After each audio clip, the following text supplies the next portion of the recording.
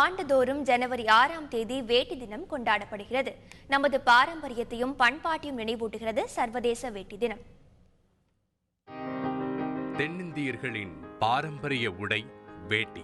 தமிழக பண்பாட்டின் அடையாள சின்னமாக திகழ்வது வெண்ணிற ஆடை வேட்டி.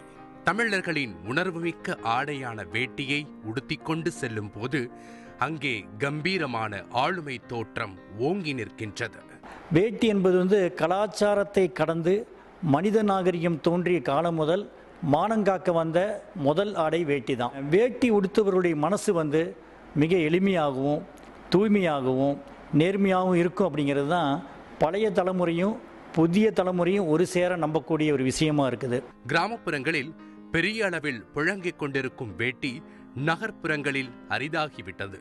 இந்த காலத்தில் கல்யாணம் நடக்கும் நாளன்றுதான் பெரும்பாலான இளைஞர்கள் வேட்டியே கட்டுகிறார்கள்.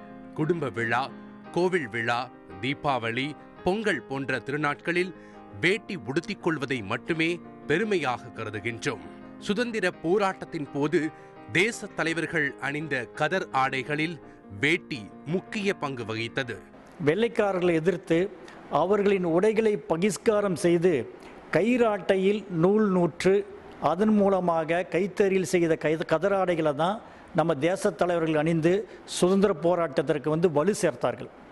அதில் மிக முக்கியமாக கதர் ஆடை ஒரு முக்கியமான ஒரு ஆயுதமாக இருந்தது.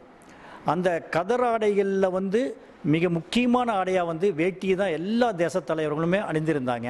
வேட்டி கட்டுவதில் உள்ள சௌகரியம் பிற உடைகள் அணியும் போது கிடைக்காது. வெளிநாடுகளில் இருந்து வருபவர்கள் கூட நம்முடைய வேட்டியை கட்டி மகிழ்ச்சி அடைவதாக ஈரோடு வேட்டி உற்பத்தியாளர்கள் பெருமையுடன் கூறுகின்றனர்.